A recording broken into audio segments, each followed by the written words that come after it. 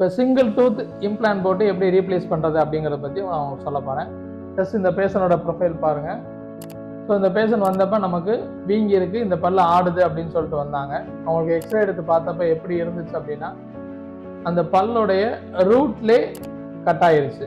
So இந்த ரூட்டே ரெண்டாக உடஞ்சனால இதை ரிமூவ் பண்ணிவிட்டு இம்ப்ளான்ட் போட்டு ரீப்ளேஸ் பண்ணுறதுக்கு பிளான் பண்ணோம். ஸோ இதை ரிமூவ் பண்ணிவிட்டு நம்ம கிளினிக்கை பொறுத்த வரைக்கும் இமீடியட்டாகவே இம்ப்ளான்ட் போட்டுருவோம். ஏன் அப்படின்னா இதை ரிமூவ் பண்ணுறது அந்தளவு காஸ்ட்லியஸாக பண்ணுறதுனால. ஸோ உள்ளே இருக்க போனும் வெளியில் இருக்க கம்ஸும் டேமேஜ் ஆகாமல் ரிமூவ் பண்ணால் மட்டும்தான் நம்ம இமீடியட்டாக இம்ப்ளான்ட் போட முடியும். ஸோ வெளியில் இருக்க கம்ஸ் உங்களுக்கு பெருசாக டேமேஜ் ஆகலை, உள்ளே இருக்க போனுமே இந்த எக்ஸ்ரேல பார்த்தீங்க அப்படின்னா பெருசாக டேமேஜ் ஆகிருக்காது. ஸோ இப்போ ஃப்ரண்ட் டீத் அப்படிங்கிறப்ப நம்ம டூத்தை ரிமூவ் பண்ணிவிட்டு நம்ம அப்படியே ஓப்பனாக விட முடியாது. ஸோ டெம்பரவரியாக அந்த இடத்துல ஒரு டூத்தை ரீப்ளேஸ் பண்ணியிருக்கோம். ஸோ இது என்ன அப்படின்னா ஜஸ்ட் அந்த ஹீலிங் டயத்துக்காண்டி 3 monthsக்கு அப்புறம் உங்களுக்கு பார்த்தோம் அப்படின்னா அந்த இடம் ஃபுல்லாக எக்ஸாக்டாக ஹீல் ஆகி கம்ஸ் எல்லாமே ஹீல் ஆகி போன் முதற்கொண்டு நல்ல இம்ப்ளான்ட்ல செக்யூர் ஆயிருச்சு.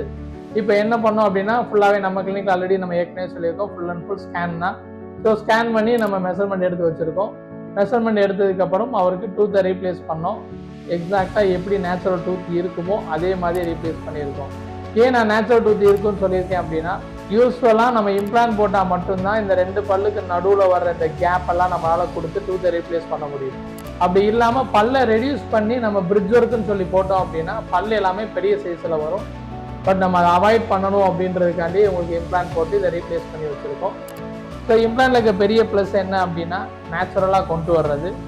அது இமீடியட்டாக இம்ப்ளான்ட் போடுறதுல பெரிய ப்ளஸ் என்ன அப்படின்னா நமக்கு ஹீலிங் டைம் ரொம்ப கம்மியாகி எவ்வளோ ஏர்லியராக டூத்தை ரீப்ளேஸ் பண்ண முடியுமோ ரீப்ளேஸ் பண்ணலாம். மெயினான விஷயம் என்ன அப்படின்னா ஒரே இன்ஜெக்ஷனில் டூத்தை ரிமூவ் பண்ணி இம்ப்ளான்ட் போட்டு நம்ம பெயினை மினிமைஸ் பண்ணி நம்ம ரீப்ளேஸ் பண்ண முடியும். தேங்க்யூ.